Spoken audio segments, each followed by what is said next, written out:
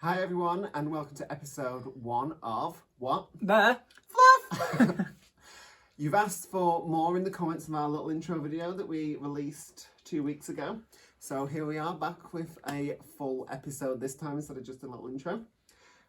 So just to recap, I'm Scott from Take Two, and this is Ben, my partner. Hello. Who also dies for Take Two, and a lovely Mel from Ethel and Em.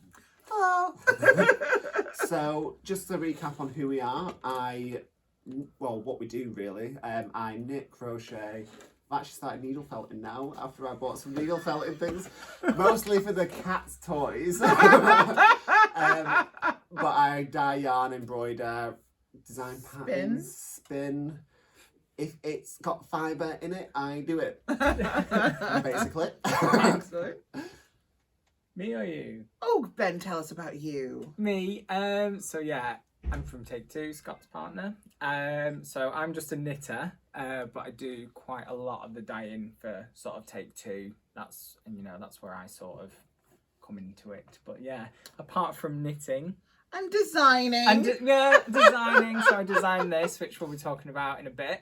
But yeah, apart from that, that's me. You do stuff.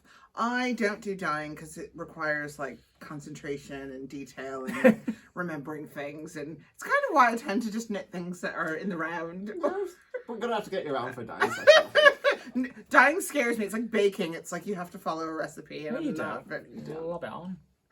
Okay, so maybe dyeing is for me. At the moment, I crochet, I knit, I do not dye. I do make patterns, usually in my head, and occasionally write them down and very rarely publish them anywhere. But I'm going to try to get better at that in 2023. And I sell yarn or deal it, whatever, But yes, I got the good stuff. Okay, so we'll talk about our current projects, and Mel, you're the one that's beavering away whilst we're recording this. So I am working on the drops, what is it called? Golden Vest? I don't remember. Golden Treasure. Golden Treasure, anyhow. Yeah. It's a lovely pattern. It's made for a drops yarn, as all of their patterns are, and obviously I, who do not like to follow recipes, have done it my own way. So yes, I've got some stash that I'm trying to bust in a big way. Some of it's not so deep as it should be, including this little beauty from the Kendall Wool Gathering. September. It's from Scott's previous incarnation, Crystal Yarn, and it's a blue face luster in a luminous, gorgeous green that was like, Melanie, I want you. And I was like, oh, I shouldn't, but then I did, and it happened, and now I was like, oh, I shouldn't cast anything on. And then I had this also in my stash, deep stash. It's just Rainbow Fluff, otherwise known as Cabrito, from Manos del Uruguay, sold here at the shop. And I was like, oh, they want to get together and have a baby. So they did. And then I wasn't supposed to cast anything big on, because I've still got quite a few things on Slave Island, which we'll talk about in future. But yeah, I cast it on, and now I'm knitting it, and I can't stop, and it's beautiful. So yes, and it's the whole holding two yarns together, which I love, and we'll talk about that a bit more. And also, can I say, when I first met you, you were very much like, oh no, it's too woolly. It's too woolly. Anything superwash was what you loved. Anything unsuperwash you didn't like, let's just say. And now you're going to make a full top out of non-superwash. Well, if I'm very proud of you. Thank you, but if I can get a plug for the shop in, we sell the lovely Soak Lingerie Wash, which also acts as a beautiful non-rinse wool wash, and that is another reason I've now just resigned myself to shoving a bathtub full of soak and doing big hand wash runs. So yes. Yeah. So who else is? What's everyone else working on? Ben. So yeah, I'll talk about my Wastelander shawl today. So it's a pattern I designed. The inspiration comes from a video game called Fallout, which is like following a nuclear apocalypse.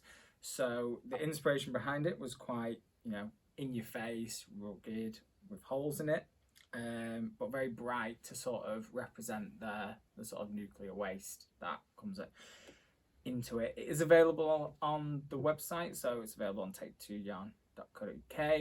It is a free pattern. Along with the rest of all our patterns, we try and do them all for free, so they are sort of accessible for everyone. And Mel has some kits available. So it is available in different colours. Unfortunately, though, I've only got this one with me to show. But yeah, or there is dye to order one. So if you do want it in this colourway, you can reach out to either of us, and you know we will dye it up for you. Or it will go well with any sort of two different coloured yarns that you've got probably in your stash that you might just think, they'll work nicely together. I'll go with those. It's nice. One of the joys of that pattern is it's got a lot of flexibility. So it's for people who don't necessarily like recipes. Like you. So yeah, you can do the sort of lace section as little or as often as you want. It's 2 skeins, so what, 200 grams? Yep. So it's a very versatile. You can make it your own. Yep. But yeah. And my current project is the Attune Shawl by Doree Renee Knits. I'm actually doing 2 of them. So first of all, let me get my cables untangled. No, you better grab the luminous one. The good one. They're both good. I'm knitting this in our Chill Out Club. As you can see, it's all very solid colours. I'm just every repeat changing to a different colour just to get them in there. It's a brioche section and a tuck stick section. It's just a nice, easy television knit. So they come from our Psychedelic and Chill Out clubs. And I have some samples of this month's. So this was January's one. I've not yet knit these into because I'm doing a backlog at the moment. So I think like October from last year. But these are January's Psychedelic clubs. Love. And these are January's Chill Out clubs. And Mel thinks a very Easter palette. Mm-hmm. Yeah. They are. Yeah. I can see what you If mean. you're going to do like a pair of, like, if you've got these in your stash, like that's like I can make some stripy Easter socks or something. They're totally cute. Yeah, with a cute little But the one contrasting thing, heel. the one thing I love about doing the club is though, I never choose what's going to go together. I just sort of go, oh, I'll do this dye and this dye and this dye, and then I work out the percentages from there, and it's like, oh, it actually makes a very nice complementary palette. Love it. And then we have our third and final club, which is our themed one, and this year is 90s movies. And the first month was Clueless, which is these lovely variegated minis here. Swoon. Mel's in love with this one particular. Next month will be dyed by Ben, and it is Edward Scissorhands. Yes, it is. I'm very much looking forward to that. The colour palette is So we'll be watching that soon so that we can get some inspiration for the colours. Yeah, and they've got a few ideas buzzing around of colourways and stuff, but just need to watch it and see. I'm assuming there's going to be some red in that collection. Maybe. And some green. Oh, yeah. Oh, yeah. Avon calling.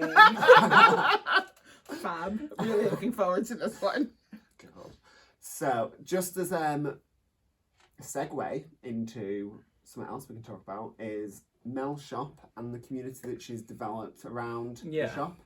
That as well impacts us because we've turned it into a kind of a business thruple where we obviously dye yarn for Mel to stock in the shop. We come along to her knit nights. Yeah, generally just pop in when we're passing and yeah, it's more of a hub. It's a hub. Yeah, no, it is. It's a little hub. It's weird. It's really nice, but it is just very much like people talk about fiber friends and fiber family, and we really have just managed to nail that here. And it's just lovely. And we do so like in the pandemic, we started doing Zoom knit not natters. We've continued them because we realized that our community reach was so far. We've got people in Devon, we've got people closer to home in Bolton. We've had the odd American pop on. It's been lovely. We do furthering the sort of community thing. Our daytime knit not natter is held at a cafe just over the road from us. So it means that our customers are supporting another local business at the same time, which is pretty awesome. And then there is the, I would say, more risque Wednesday evening sesh, which is currently just a single session running from 5 to 7 here at the shop. And it's a good mix of people that come in.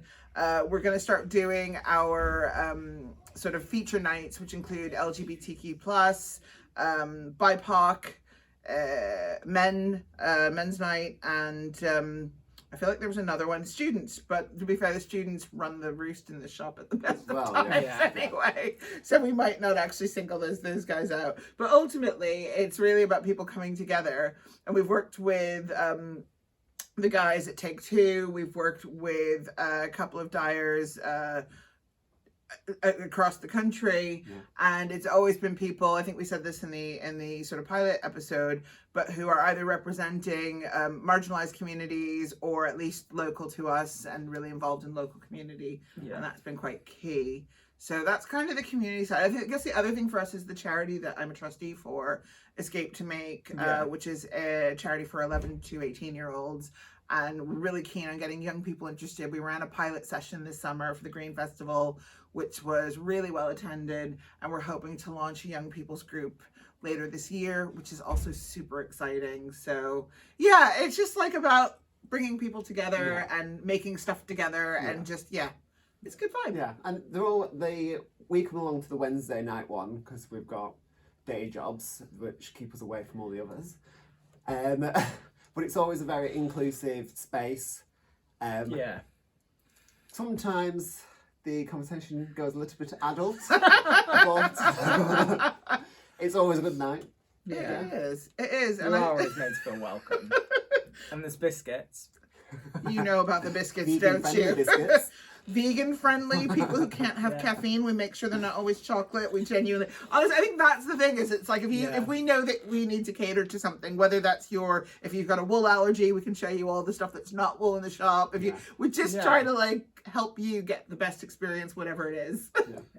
You'll feed me jammy Wagon wagon wheels. jammy wagon wheel dodgers, yes. Yes. But I think that's the thing, though, is it's knowing, like, you know, oh, you want those. Sophia's going to want some Oreos in there. Diane would like some party rings. And it's like, it's just people. And, you know, whether you come into the shop all the time, whether you come in once a year, whether you've been in here once and you're just part of our online community on Facebook, it doesn't matter. We just, there's the Facebook group, too. I forgot about that.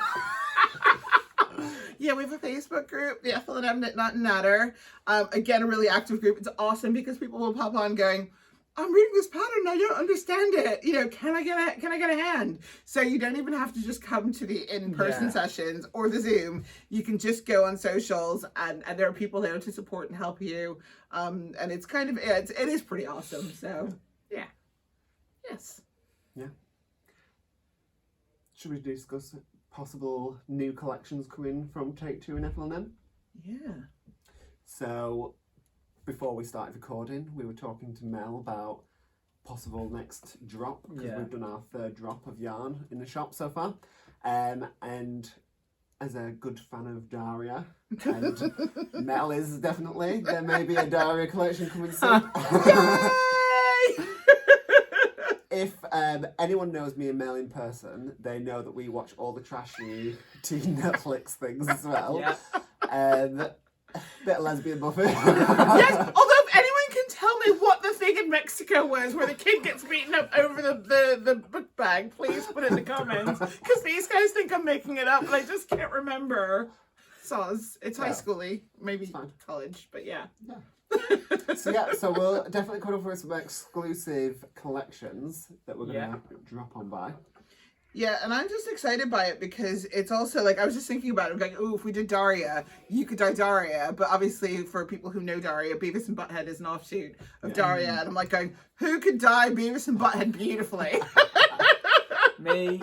But it's about the whole thing with having fun, and you think about like the collab that Mike Judge did with the Red Hot Chili Peppers and like the Roller Coaster of Love and like all the stuff, and you just think actually you could have. Sorry, I'm just singing away in my head. I can see the cogs going, you know, like with the dye pans. But that'll definitely be on. So I think that's quite good. That's gonna be exciting. And just generally, there's so much good stuff coming ahead that we're gonna do together, and I'm just really excited. So I think that's it for this episode. But if there's anything you want us to cover in future episodes, maybe things that you've got questions about that maybe we can add in, feel free to like, subscribe, drop us a comment and share it to all of your socials so that we can get some more views. Get some more people coming to love all of this. How could you not love all of this? Come on. Exactly. Let's just say it. So, yeah, All the links for for the patterns that we socials. discussed as well will be in the comments, our socials, our website. So anything that we discussed as well during the course of the vlog will all be below. For you to Our find. digital footprint individually is huge, and together it's going to be huger. So just hunt us down, find us, say hi. Yeah? Sounds good. All right, thanks. Yeah. Thank you. Bye. Bye.